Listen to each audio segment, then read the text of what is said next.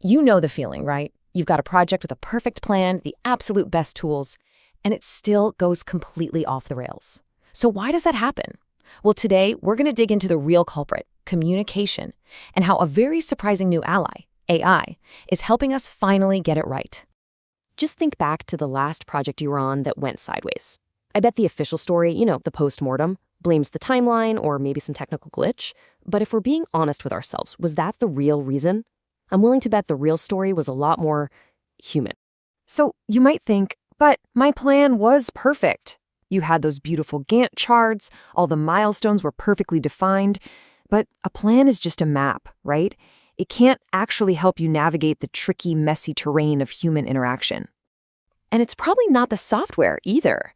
I mean, we have these incredible, powerful tools at our fingertips, yet projects seem to fail at about the same rate they did a decade ago. So if our plans are better and our tools are smarter, what is the one big variable we still haven't solved for?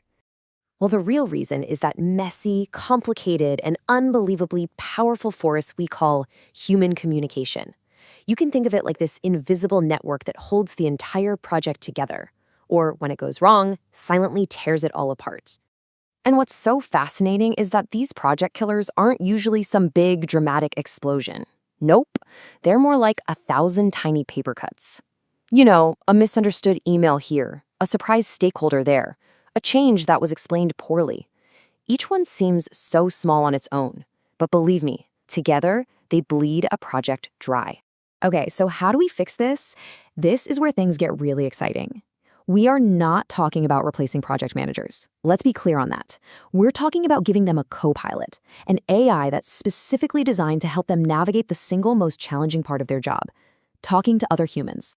Think about all the time and energy you spend just on damage control, clarifying that confusing email, trying to calm down a frustrated stakeholder. That's the before picture. The after is using AI kind of like a sounding board, a way to catch all that friction before it ever even leaves your outbox. So how does this actually work in practice? Well, before you hit send on that crucial email, you can just ask your AI copilot, hey, is this message actually clear? Is the tone right for this specific audience? Am I maybe letting my own stress leak into my words? It's like this quick little gut check that can prevent a whole world of hurt down the line. All right, now let's get really practical. Let's see how this plays out in those moments that truly define whether a project succeeds or fails, the difficult conversations. And here it is, the moment every single project manager dreads. You have to announce a delay. Your first instinct might be to get defensive, or maybe go the other way and be overly apologetic. The problem is, both of those reactions can absolutely shatter the confidence of your team and your stakeholders.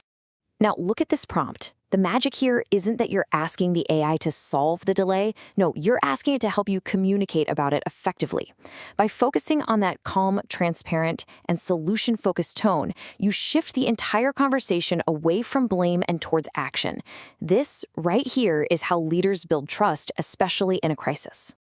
And then there's the old classic, the dreaded scope creep. It almost always starts innocently, right? Hey, can we just add this one more little thing? But if you're not super careful, that conversation can turn into a battle of wills really, really fast.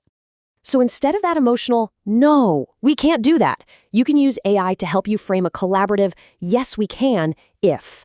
This prompt helps you turn what could be a confrontation into a negotiation. You're not just shutting them down, you're showing them the trade-offs. You're respecting the stakeholder while still protecting the project. It's a game changer.